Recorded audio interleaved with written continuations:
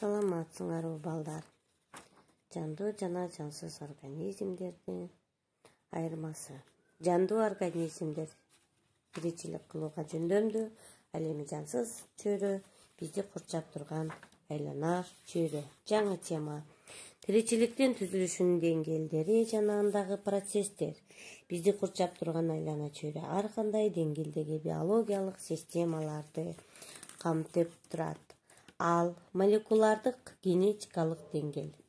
Негизги бирдиги бул тукумкучулукту алып жүрүүчү маалыматтын берилиши. Ал ген деп аталат.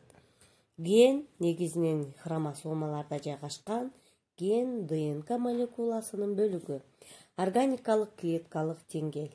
Негизги бирдиги клетка. Клетканын органоиддери түзөт. Клетканын жыйындысы ткан, ткандын жыйындысы орган, ал эми органдар жыйындысы бүтүн организм. Организмдин өзгөрүү деңгээли.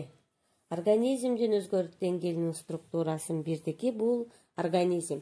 Бир клеткадан, көп клеткалардан же көп клеткалуу колонналардан бүтүн организмдер түзүлгөн.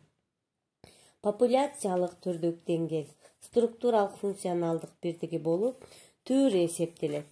Белгилүү бир аймакты ареалды ээлеген особтордун жыйындысы бул түр деп айтылат. Биологиялык деңгээл өсүмдүктөрдүн, жаныбарлардын, коз карындардын жана микроорганизмдердин популяциясынын түрлөрү жансыз чөйрөнүн шартында же болбосо аба суунун натыйжасында эмне кылышат, жашашат. Биосфералык деңгээл тиричиликтин пайда болушу жана анын жер жүзүндө таралышы. Биос тиричилик, логос илим деп түзүлөт балдар. Биоценоздук деңгээлде өсүмдүктөр, жаныбарлар биргелешип жашашы. Үйгө тапшырма. Деңгээлдердин структуралык функциялык бирдигин, тиричилик процесстерин дайындап таблицаны чызып жазып чыгабыз балдар. Сүрөттөрдү тарткыла, ар бир деңгээлдердин сүрөттөрүн тарткыла. Сабагыбыз аяктады балдар, саламатта калгыла. Тынч болгула.